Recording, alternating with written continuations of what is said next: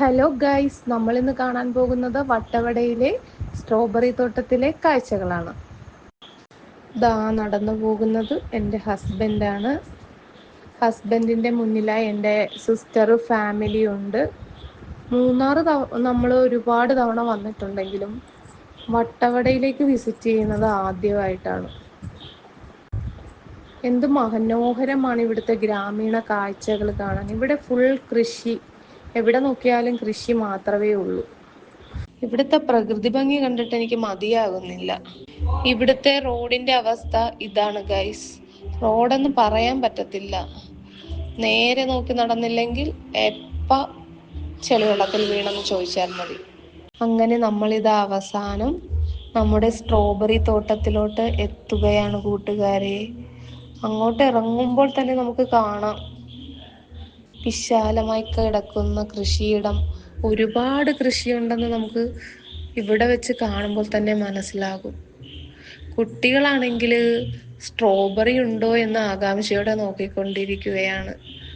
പക്ഷെ നോക്കിയിട്ട് നമ്മൾ വന്ന ടൈം ശരിയല്ല, സ്ട്രോബെറി വിളഞ്ഞു തുടങ്ങിയിട്ടില്ല.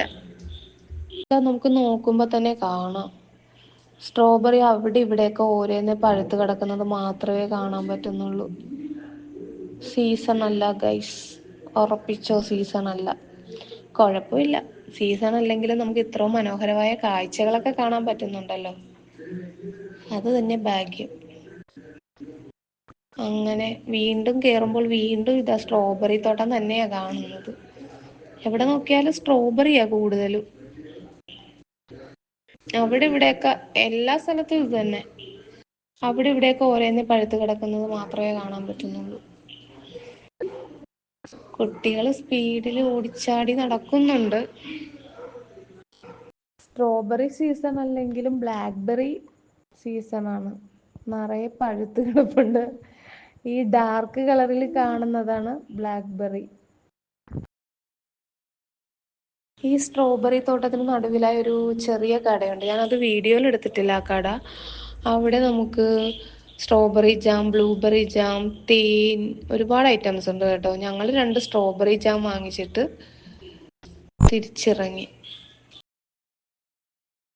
അങ്ങനെ സ്ട്രോബെറി തോട്ടത്തിലെ കാഴ്ചകളൊക്കെ കണ്ട് ഹാപ്പിയായി ചില്ലടിച്ച് ഞങ്ങളിതാ ഞങ്ങളുടെ സ്റ്റേ ചെയ്യുന്ന സ്ഥലത്തോട്ട് എത്തിക്കൊണ്ടിരിക്കുകയാണ് ഗൈസ്.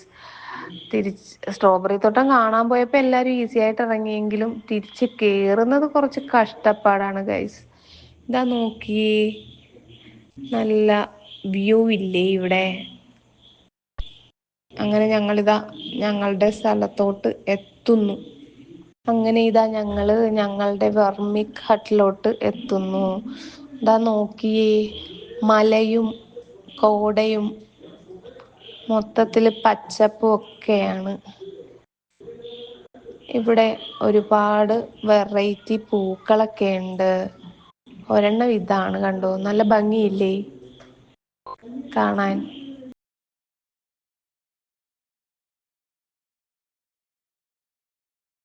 ഇതാണ് ഹട്ട്, നോക്കിക്കേ എങ്ങനെയുണ്ട്.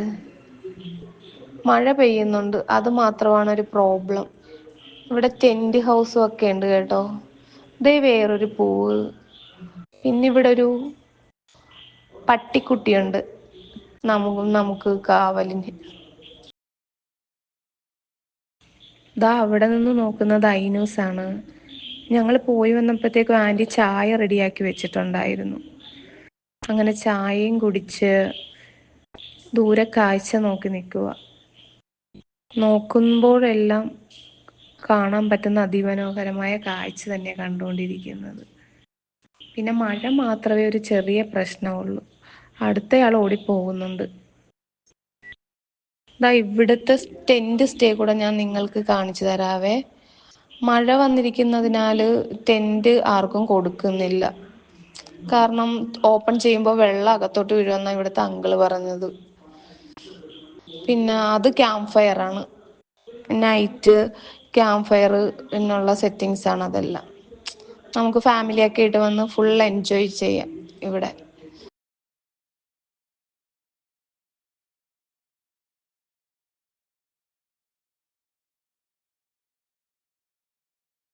രാത്രി മഴയായതിനാൽ ഗൈസ്, ക്യാമ്പ് ഫയർ സെറ്റ് ഇത് ചെയ്യാൻ നൈറ്റ് സാധിച്ചില്ല. റൈഡ്സ് ആണ് പിന്നെ ഈ കുട്ടികളുടെ കാണുന്നത്. സന്തോഷത്തിനായിട്ട് DJ ഒക്കെ ഇട്ട് കൊടുത്തു.